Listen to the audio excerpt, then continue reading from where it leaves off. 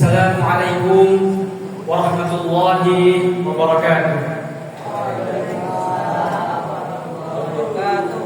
Alhamdulillah.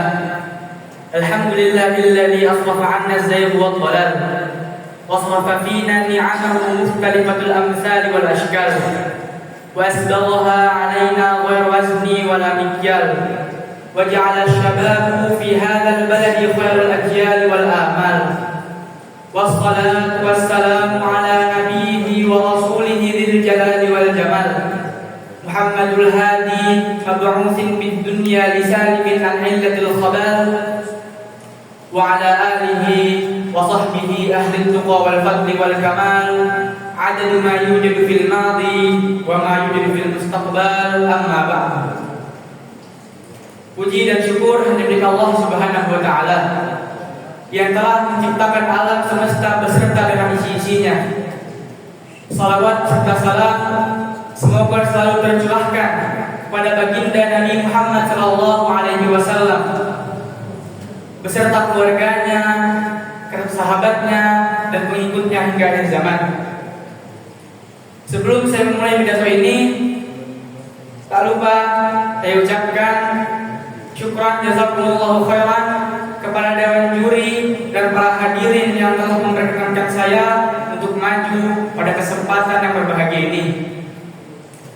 Saya Muhammad Fawaz Syahbana, insya Allah akan berpidato dengan tema berbicara tanpa ilmu. Ikhwani fillah, ketahuilah salah satu tujuan syariat yang agung ini adalah menjaga dan memelihara agama pemeluknya. Dan hal ini dapat ditinjau dari dua aspek, seperti yang dikatakan oleh Imam Al-Ishaq Asy-Syatibi. Pertama, dari sisi lahirnya. Dalam hal ini, syariat dapat menjamin pembentukan dan keberadaannya. Yang kedua, dari sisi batinnya. Dalam hal ini, syariat dapat menjamin penjagaan dan pemeliharaannya. Termasuk perkara yang telah disepakati oleh kaum muslim, bahwasannya sumber dan sandaran bagi orang muslim dalam beragama adalah Al-Quran dan As-Sunnah, baik dalam masalah akidah, ibadah, muamalah, akhlak, halal dan haram, pengambilan suatu hukum dan pemutusan suatu perkara. Maka segala sumber kembali kepadanya sebagai pemilik perintah dan larangan. Allah Subhanahu wa taala berfirman dalam kitabnya, "Ala lahul khalqu wal amr, tabarakallahu rabbul alamin." Yang artinya, ketahuilah baginya ciptaan dan perintah, maha berkah Allah, Rabb semesta alam. Ikhwani fillah, apabila kita perhatikan ayat-ayat Allah yang memperingatkan kita atas bahayanya kesyirikan, penumpahan darah, riba, zina, dan dosa-dosa besar lainnya, maka bulu kuduk kita akan merinding, hati bergetar, wajah-wajah tertunduk penuh ketakutan membayangkan akibatnya. Di sisi lain, itu adalah perbuatan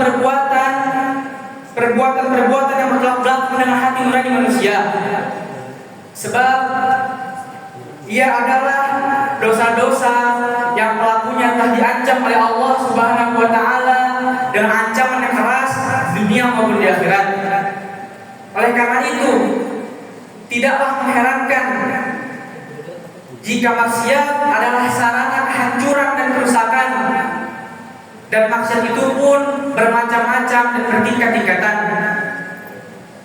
Apabila demikian halnya, wahai hamba Allah, tahukah kalian apa yang lebih berbahaya dari semua ini? Bahkan merupakan sumber kesyirikan dan kekufuran, pangkal dari segala kebid'ahan dan kemaksiatan. Ia adalah berbicara atas nama Allah tanpa didasari ilmu.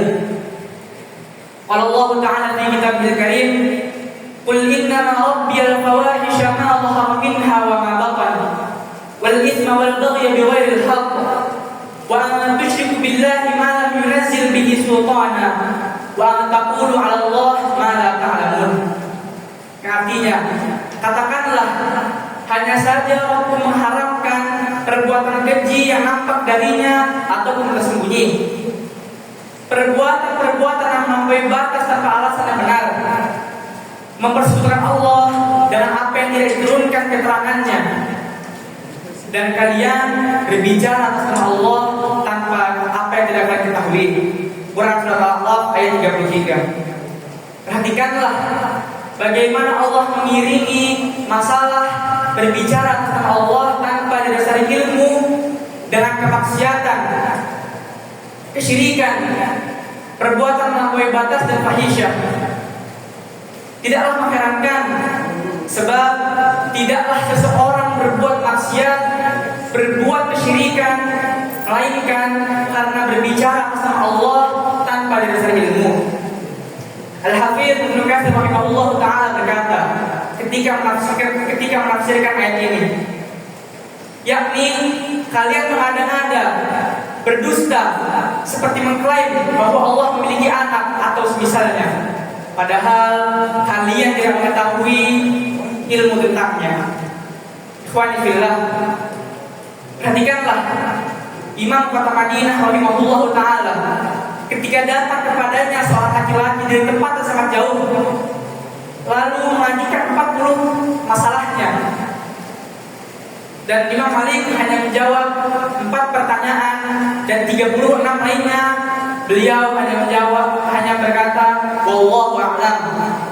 Maka laki-laki itu berkata, engkau adalah Malik bin Anas, orang-orang mendatangimu dari tempat sangat jauh hanya untuk menjumpaimu, tapi engkau hanya berkata wallahu a'lam. Imam Malik pun berkata, katakanlah kepada mereka, Malik hanya berkata wallahu a'lam. Ikhwani fillah, seperti itulah yang akan dilakukan para salafus saleh ketika mereka tidak mengetahui suatu hal, maka mereka akan menjawabnya dengan wallahu a'lam. Dan jika mereka mengetahuinya, mereka akan menjawabnya dengan jawaban yang benar. Semoga kita dijauhkan dari golongan-golongan orang yang berbicara tanpa dengan atas nama Allah tanpa didasari ilmu, dan selalu berada dalam jalan yang benar. Amin Allahumma amin. Sekian yang dapat saya sampaikan, kurang lebihnya mohon maaf. Aqulu qouli hadza wal yuballighul fahimul jahil wal hadru ghaiba. Assalamu alaikum warahmatullahi wabarakatuh. Waalaikumsalam.